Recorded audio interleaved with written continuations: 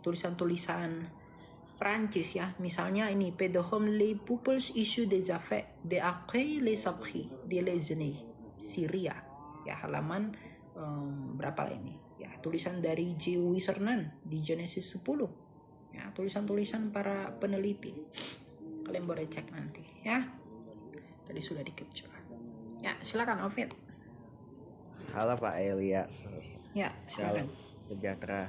Saya mau menanggapi tentang itu tuh perkataan yang di luar Yesus kan binasa. Saya kan pelajarin ya tentang Alkitab dan juga mendengar khotbah dari pendeta-pendeta favorit saya dan juga keluarga saya. Emang dan mereka pendeta saya bilang gini, apakah bisa di luar Yesus itu selamat? Jawabannya adalah bisa, tapi itu peluangnya sulit karena kamu harus menggenapi kitab sucimu sendiri dan sendiri. Mereka pasti peluangnya untuk selamat menuju surga itu hampir tidak ada. Itu benar bukan Pak Elia? Silakan Timothy. Itu pernyataan dari siapa? Pendeta atau pastor? Iya, saya pastor pendeta. Pastor atau pendeta? Ini dari kato ya, oke. Sebenarnya gini, kalau dikatakan bahwa ada keselamatan di luar Kristus, tetapi itu sangat sulit. Sebenarnya yang dilihat konteksnya ini adalah masa era sekarang yang sudah dalam jangkauan penginjilan, atau mereka yang belum di masa ya bisa dikatakan orang-orang terpencil atau orang-orang yang belum mengenal Kristus. Itu yang jadi pertanyaannya, konteksnya apa dulu ini. Jadi kalau konteksnya itu kepada orang-orang terpencil dan sebagainya, itu kembali dalam Roma pasal 2 ayat 15. Bentar ya, saya bacakan. Kalau ini kepada orang-orang yang belum mengenal Kristus dan belum ada penginjilan, Roma 2 ayat 15 sampai dengan ini. Nanti aku mau diskusi ini tuh sama kau Timothy, tapi jawab dulu. Oke. Ini maaf ya, suara hujan juga. Kalau saya tertendang, mohon dimaklumi. Roma 2 ayat 15. 14 deh, mulai dari 14. Apabila bangsa-bangsa lain yang tidak memiliki hukum Taurat oleh dorongan diri sendiri melakukan apa yang dituntut hukum Taurat, maka walaupun mereka tidak memiliki hukum Taurat, mereka menjadi hukum Taurat bagi diri mereka sendiri. Ayat 15, sebab dengan itu mereka menunjukkan bahwa isi hukum Taurat ada tertulis di dalam hati mereka, dan suara hati mereka turut bersaksi, dan pikiran mereka saling menuduh atau saling membela. Perlu kita ingat kawan-kawan, Taurat itu apa tuntutannya? Ulangan 27 ayat 26 ya kalau saya nggak salah. Terkutuklah mereka yang tidak menjalankan hukum Taurat ini dengan perbuatan. Nah, kalau kita mengikuti hukum Taurat, kita harus totalitas dengan hukum Taurat. Dan dalam kitab Roma ini ada Taurat yang bukan untuk bangsa Israel, yaitu Taurat hati nurani bagi bangsa non-Israel. Dan ini berlaku kepada mereka juga, bagi kita, terhadap orang-orang terpencil yang belum mengenal Kristus, ya, yang belum mengenal Kristus, tetapi mereka menjalankan kehidupan yang sama seperti Kristus lakukan. Karena apa? Yesus itulah penggenap Taurat. Jadi mereka kalau ditanyakan adakah keselamatan, kemungkinan besar ada, berdasarkan kasih karunia rahmat dari Allah. Tetapi ini dalam kacamata saya ya, karena juga saya pernah bertanya ini juga dengan Romo. Tetapi upah dosa mereka itu akan mereka tanggung juga di akhirat, dan mereka masih ada karunia keselamatan melalui doa-doa kita. Karena apa? Dalam Matius 12 ayat yang ke-23 itu, bagi mereka yang belum mewujud anak, masih ada keselamatan di dunia akan datang. Walaupun ini ada pergeseran penafsiran dengan gereja barat ya, khususnya dari kalangan Protestan, it's okay lah, karena tafsiran itu adalah itu perbedaan pendapat penafsiran, itu hal yang biasa. Tapi kalau kita lihat, selagi mereka belum menghujat Kristus, selagi mereka belum menghujat Roh Kudus, mereka masih bisa selamat. Karena apa? Peranan Roh Kudus itu adalah menginsyafkan, Yohanes 16 ayat kedua. Dan peranan Roh Kudus adalah memberitakan Kristus, Yohanes 14 ayat 26 dan Yohanes 15 ayat 26. Nah, tapi bagaimana dengan orang-orang sekarang yang sudah di masa jangkau penginjilan, dan mereka sudah mengenal Kristus, sudah tahu tentang Kristus, dan mengenal Kristus itu Tuhan dan Juru Selamat? Kalau mereka sudah mendengar tapi mengeraskan hati diri mereka, ya mereka nggak selamat. Itu konsekuensinya. Itu sih tanggapan saya, Mas. Ya, gitu ya, Fit ya. Ya, kan sama satu lagi nih Kak, kan kita tahu kan dalam akhir zaman tuh kan akan ada dibangun namanya Bait Suci ketiga. Saya kan udah baca tuh, ternyata Israel udah impor namanya sapi dari Amerika. Dia mau itu untuk di daerah dekat Masjid Al-Aqsa, tujuannya untuk membangun Bait Suci ketiga. apakah ini akan menjadi, menurut kakak ya, ini jadi penggenapan di akhir zaman bahwa kedatangan Kristus yang kedua akan datang dengan Israel membangun bait suci ketiga dekat Masjid Al-Aqsa? Ya, enggak masalah ya, itu benar bisa menjadi bagian dari situ. Karena kalau sampai bait suci itu dibangun tanpa konflik, berarti antikristus itu sudah datang. Dialah pembawa damai sejati menurut dunia ini. Karena dia akan berhasil membangun bait suci itu di atas Masjidil Al-Aqsa itu tanpa konflik. Si antikristus itu akan membangun itu, dan nanti saat dia bikin itu akan mengadakan perdamaian dunia ya kak, sebelum sekali. Sebelum kedatangan Tuhan Yesus yang kedua kali itu ya kak. Ya. Jadi makanya nanti karena dia berhasil bangun itu di atas itu, dunia ini kagum. Loh, kok bisa hebat dia ya? Dia memperdamaikan, bangun tetap di situ tanpa ada konflik. Nah, udah dekat lah. Kalau kalian masih hidup di zaman itu, dan kalau saya Tuhan izinkan masih hidup di zaman itu, tapi saya berharap janganlah. Berhati-hati sudah dekat itu. Begitu ya? Ya baik Pak Elia, makasih ya. Yo, Tuhan berkati ya. Tuhan berkati juga Pak Elia. Oke. Timothy, coba lu baca Roma 2 ayat 12. Oke, bentar ya.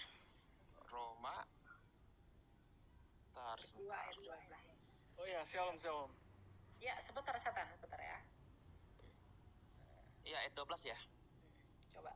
Sebab semua orang yang berdosa tanpa hukum Taurat akan binasa tanpa hukum Taurat, dan semua orang yang berdosa di bawah hukum Taurat akan dihakimi oleh hukum Taurat.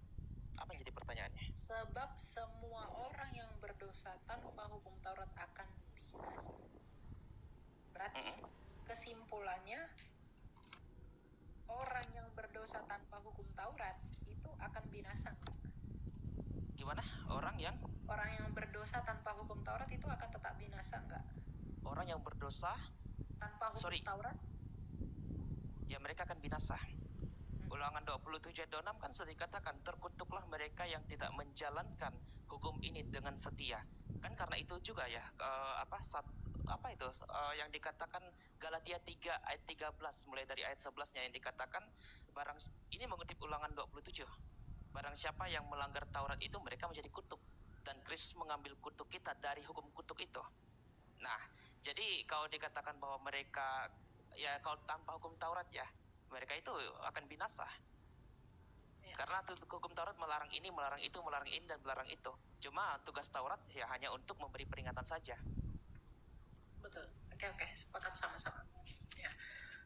Jadi ayat ini kadang digunakan orang bahwa orang yang belum pernah dengar Yesus pun akan binasa, tetap binasa. Karena sebab semua orang yang berdosa tanpa hukum Taurat akan binasa tanpa hukum Taurat. Tapi orang yang bisa mendakwa, saling membela, saling menuduh adalah orang yang punya hukum Taurat. Artinya ayat 12 ini nggak berlaku bagi mereka. Oke, mantap. Oke, good. Ya, silakan setan. Oke, shalom buat Kak Elia. Kenapa nama setan? Nggak bisa ganti namamu itu. Ya harus tahu dong, maksudnya gini, aku tuh kasih nama Satan berkedok di dalamnya doang. Di dalam apa? Jadi namaku Satan, aku Kristen, tapi berkedok doang. Gitu. Ya. Oke, jadi aku mau mempertanyakan salah satu ayat yang mengatakan, Yohanes 8 ayat 24, jika kalau kamu tidak percaya kepadaku, kamu akan mati dalam dosamu, sebab akulah dia. Nah, sebenarnya aku percaya aku Kristen udah lama kok, cuman arti akulah dia, dianya itu siapa? Itu, terima kasih. I am ego eimi. Itu ungkapan pamungkas Yesus sepanjang sejarah. Tidak ada orang yang mengucapkan itu selain Yesus ya. Oke. Timothy, ada yang mau ditambah? Silakan sebelum nanti saya jabarin. Sebenarnya ada satu kaitan ya dari perikop ini. Kalau nggak salah di kalangan Oneness yang mengatakan dia ini Bapa, saya lupa, ada di ayat yang sama. Tapi mereka keliru. Kenapa? Karena kalau kita lihat konteks dari Yohanes 8 ayat 24, itu berbeda dengan ayat selanjutnya. Karena ayat 24 ini, seperti dikatakan Mas Elia ya, itu berkaitan dengan nama Hashem, Yodhet Vavhe, Ehye Asher Ehye. Dan terlebih lagi kita lihat nih, coba kita perbandingkan dalam Keluaran 6 ayat 2. Nanti ada kaitannya dengan Yohanes 8 ayat 24. Bentar ya, Keluaran 6 ayat 2.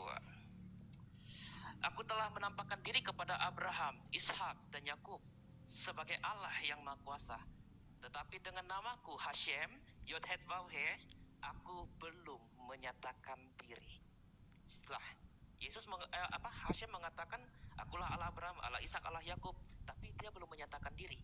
Padahal kalau kita lihat konteksnya dengan Musa, dia menampakkan diri. Bukankah itu menyatakan diri? Belum, itu baru teofani. Tapi penampakan diri itu secara sepenuhnya dapat kita lihat dalam Yohanes 17 ayat yang ke-6. Bentar ya. Yohanes 17 ayat yang ke-6. Aku telah menyatakan namamu kepada semua orang yang engkau berikan kepadaku dari dunia. Nama Hashem itu telah diberikan kepada siapa? Kepada Kristus. Dan itu ditegaskan lagi ayat ke-24 kalau saya nggak salah. Sebentar. Ya Bapa, aku mau supaya dimanapun aku berada, mereka juga berada bersama-sama dan aku, mereka yang telah engkau berikan kepadaku, agar mereka memandang kemuliaanku yang telah engkau berikan kepadaku, sebab engkau telah mengasihi aku sebelum dunia jadi. Oh, bukan ini. Ayat 22 kalau nggak salah ya. Dan aku memberikan kepada mereka kemuliaan yang engkau berikan kepadaku, supaya mereka menjadi satu sama seperti kita. No. Ada ayat lagi yang berkaitan sama dengan ayat yang ke-6, ayat 12 atau ayat berapa? Saya lupa, nanti Kak Ile bisa cari ya. Yang dikatakan dia menyatakan nama Hashem itu ada dalam dirinya. Tapi kalau kita lihat komparasi Yohanes 17 ayat yang ke-6 dengan Keluaran pasal 6 ayat 2, itu menuju kepada siapa? Hashem, Yod-Het-Vav-He. Dan terlebih lagi dalam Matius 8 ayat 19 berbunyi dalam teks Yunaninya Eis to onoma, dalam satu nama. Jadi penggenapan nama Hashem itulah yang membuat Yesus berani mengatakan, akulah dia, akulah sang Hashem itu. Karena firman itu memang Hashem juga. Sekalipun bagi orang Kristen, firman itu dapat dibedakan dengan Allah Bapa. Gitu ya. Ya. Oke. Coba kita lihat di dalam Yesaya 41 ayat 4. Dikatakan begini. Siapakah yang melakukan dan mengerjakan semuanya itu?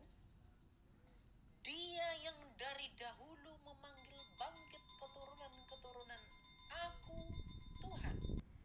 Atau di Septuaginta itu disebut dengan ego eimi. Di Yesaya ini itu Tuhan itu sedang menggunakan pernyataan atau frasa bahwa akulah penyelamatmu. Akulah yang menyelamatkan engkau karena akulah yang mendahului. Aku yang dulu adalah aku yang akan ada. Makanya nama Tuhan itu Ehye Asher Ehye itu dalam bahasa Ibrani. Ehye itu kan dari kata kerja Ibrani hayah, yang artinya adalah aku yang aku ada, yang aku ada. Jadi Ehye Asher Ehye atau Yod-He-Vav-He itu bukan proper name, tapi itu adalah covenant name. Nama perjanjian bahwa dialah yang kekal. Tapi uniknya, Yesus mengutip itu di dalam Yohanes 8:24 yang kamu bawa tadi. Coba. Karena itu tadi aku berkata kepadamu bahwa kamu akan mati dalam dosamu, sebab jikalau kamu tidak percaya bahwa akulah dia, kamu akan mati dalam dosamu. Akulah dia ini menggunakan kata Ibrani anihu yang sama digunakan dalam Yesaya 41 ayat 4. Jadi percaya sebagai apa? Percaya sebagai Tuhan yang adalah Mesias. Karena dalam Yesaya 41 itu, Tuhan itu sendirilah Mesias, tidak ada juru selamat selain daripada dia. Ya. Dan bagaimana Yohanes memaknai ini? Coba kita lihat dalam Yohanes 20 ayat 30 dan 31. Dikatakan begini. Memang masih banyak tanda lain yang dibuat Yesus di depan murid-muridnya yang tidak tercatat dalam kitab ini. Tetapi semua yang tercantum di sini telah dicatat supaya kamu percaya bahwa Yesuslah Mesias, Anak Allah, dan supaya kamu oleh imanmu memperoleh hidup di dalam namanya. Jadi kata anihu, ungkapan keilahian yang digunakan oleh Kristus ini, itu untuk mengonfirmasi bahwa akulah dia Mesias yang datang dari Allah, sebagaimana yang dinyatakan Bapakku sebelum aku menjadi manusia dalam Yesaya 41. Karena perikopnya itu sama-sama tentang pembebasan. Jadi akibat ketidakpercayaan kepada Yesus itu membawa kita kepada ketidakpercayaan Yesaya dinyatakan bahwa dialah juru selamat yang sejati. Makanya arti nama Yesus itu dari bahasa Ibrani adalah Yehoshua. Yehoshua itu terdiri dari dua akar kata, yaitu Yehovah atau Yod-Heh-Vav-He dan Yasha. Yasha itu artinya menyelamatkan. Jadi arti nama Yehoshua itu adalah Yehovah Yasha atau Yod-Heh-Vav-He Yasha, yang artinya Allah adalah keselamatan. Jadi keselamatan yang dijanjikan oleh Allah melalui perantara Nabi Yesaya di dalam Yesaya 41 itu dieksekusi dengan sempurna di dalam Yesus yang adalah keselamatan. Makanya dikatakan dalam Kisah Rasul 4 ayat 12, tidak ada keselamatan selain dari dalam namanya, yaitu Yesus yang ada di bawah kolong langit ini. Ya, jadi apa yang diungkapkan oleh Yesus dalam Yohanes 8 ayat 24 itu adalah akibat ketidakpercayaan kepada Dia yang adalah gambaran Bapa yang pernah bernubuat dan berjanji melalui perantara Nabi Yesaya dalam Yesaya 41. Jadi kata yang digunakan oleh Yesus baik dalam Ibrani maupun Yunaninya itu tetap sama, anihu atau ego emi. Jadi kalau kamu tidak percaya bahwa akulah Dia, kamu akan mati dalam dosamu. Yesus sedang memproklamirkan dirinya, akulah ya yang datang untuk mengeksekusi janji Bapakku di dalam Yesaya bahwa Dialah juru selamat, karena Yesus datang dan keluar dari Bapa. Itu maksudnya. Ya. Oke, terima kasih Kak Timothy dan Kak Elia yang telah memberitahukan tentang isi-isinya itu seperti apa. Ya, semoga lebih jadi wawasan lagi dan lebih belajar lagi ya. Ya. Jadi kalau kamu tidak percaya bahwa Yesus adalah Mesias, kamu akan mati dalam dosamu. Kenapa? Karena kamu tidak akan beroleh pembenaran, kamu tidak akan mendapatkan pengudusan. Orang masuk neraka itu bukan karena tolak Yesus. Menerima Yesus itu adalah solusi. Orang masuk neraka itu karena dosanya. Tapi kalau ikut Yesus, Yesus menjadi penawarnya. Tergantung kamu mau terima penawar itu atau tidak. Kalau kamu tolak penawar itu, obati penyakitmu sendiri di neraka. Tapi kalau kamu terima penawar itu, Yesus akan mengobatimu kenajisan kita dengan kekudusannya, sehingga kita layak di hadapan Bapa. Jadi kamu masuk neraka itu bukan karena kamu tidak sembah Yesus, tapi kamu masuk neraka itu karena dosamu. Tapi ikut Yesus itu menjadi penawar, dosamu dikuduskan di dalam Dia. Ya. Oke, terima kasih ya, Tuhan berkati. Ya, Tuhan berkati selalu.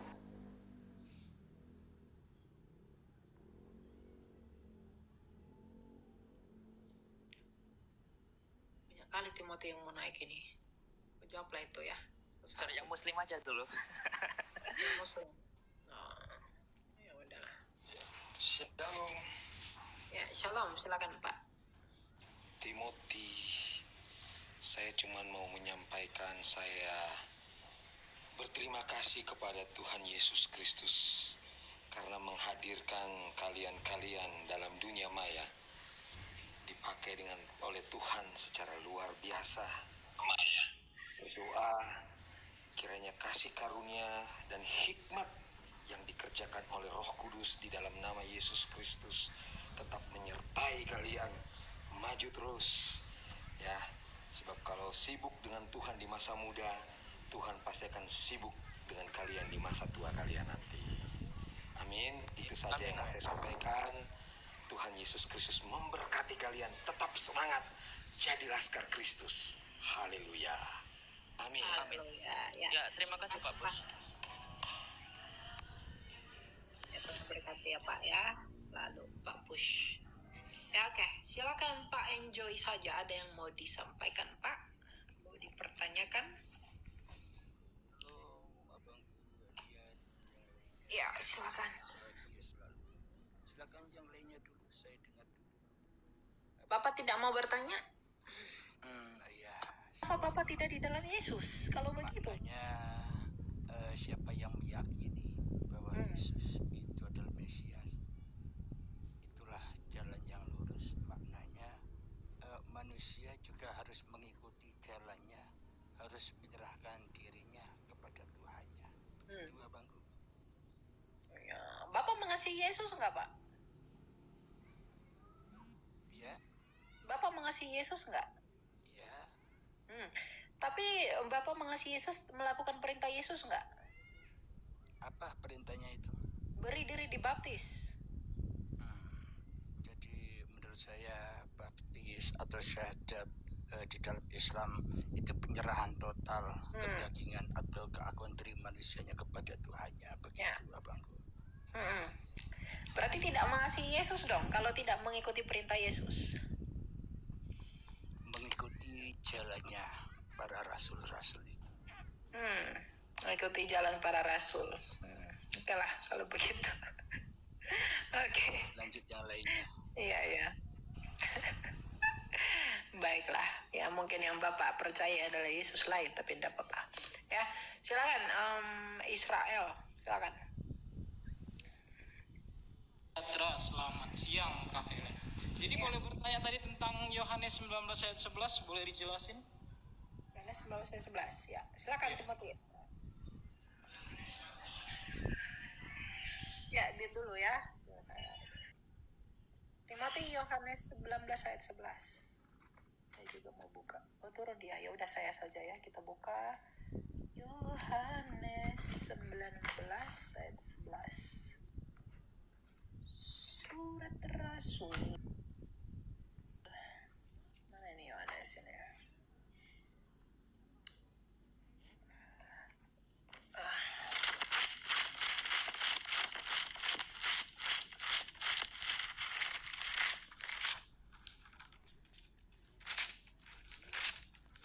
Oke.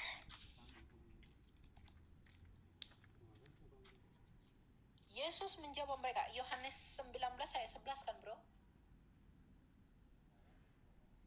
Israel? Halo? Kok nggak ada suara?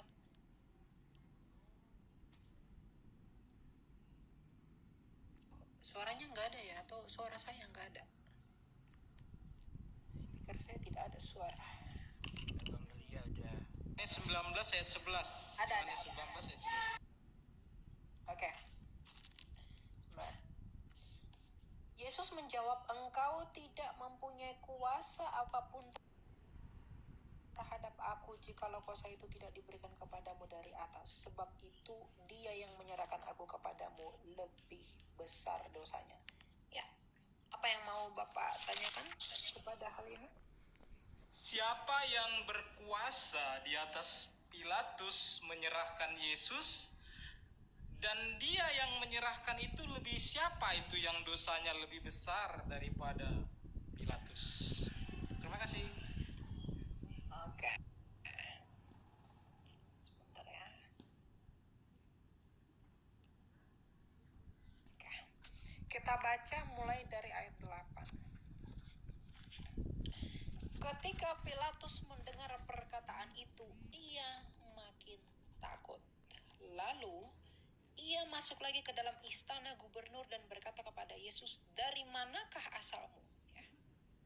Ini gubernur yang berkata kepada Yesus ya. Yesus tidak memberi jawab kepadanya. Karena itu pada Pilatus kepadanya, ya, tidakkah engkau mau bicara dengan aku? Tidakkah engkau tahu bahwa aku berkuasa untuk membebaskan engkau dan berkuasa juga untuk menyalibkan engkau? Nah, Yesus menjawab, engkau tidak mempunyai kuasa apapun terhadap aku.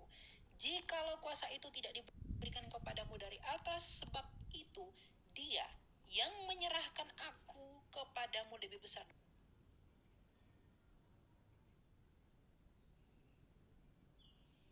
Jikalau engkau membebaskan orang ini, engkau bukanlah sahabat Kaisar.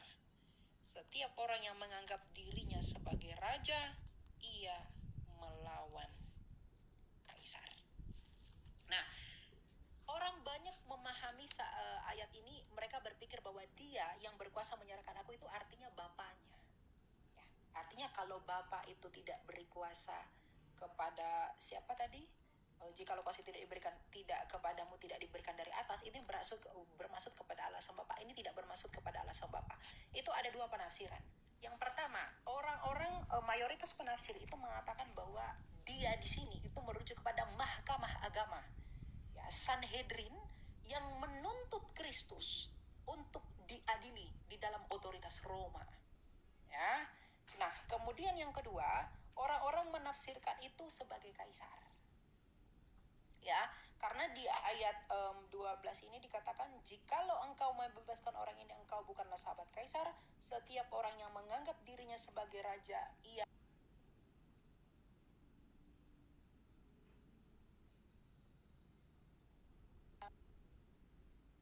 Kristus itu kepada orang-orang itu karena dituntut oleh ketidaksepakatan orang Yahudi melalui mahkamah agama orang-orang Sanhedrin, imam besar Kayafas, kepada Roma yang tentu eksekutor.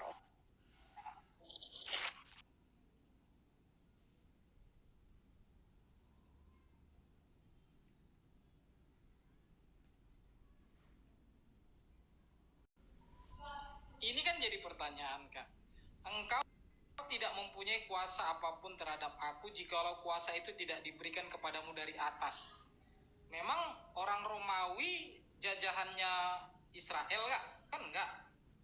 Oke, kita lihat